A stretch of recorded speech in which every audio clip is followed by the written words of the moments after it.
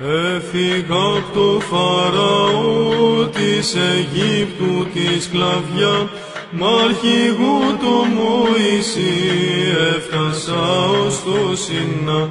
Στο Σινά να ανεβώ, πολύ το επιθυμώ, στην Αγία κορυφή και να λέω την ευχή.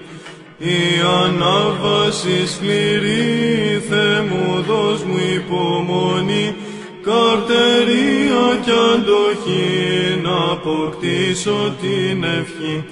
Πρώτα η υπακοή, η γραφή και το κελί, η Αγία σιωπή δυναμώνουν την ευχή.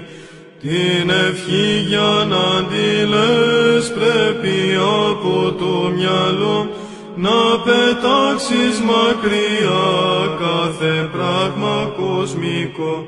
Στην αρχή την ευχή να τη λες προφορικά κι ύστερα από καιρό θα σου γίνει νοέρα.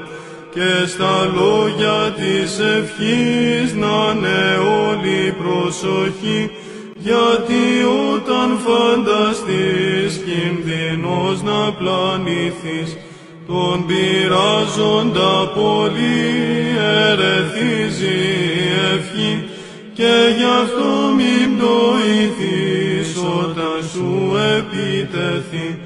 Απ' το δέντρο της ευχής βγαίνουνε καρποί γλυκείς, ό,τι μέλι είναι αυτό δεν μπορείς να φανταστείς.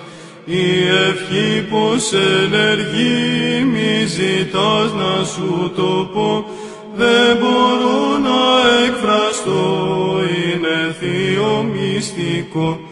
Όταν είδεις την ευχή μέσα σου να ενεργεί, φρούρισε την καλά με επίγνωση πολύ. Γέροντα μου σεβαστέ, Μωυσή μου νοείτε, έλα δώσ' μου μια ευχή να αποκτήσω την ευχή.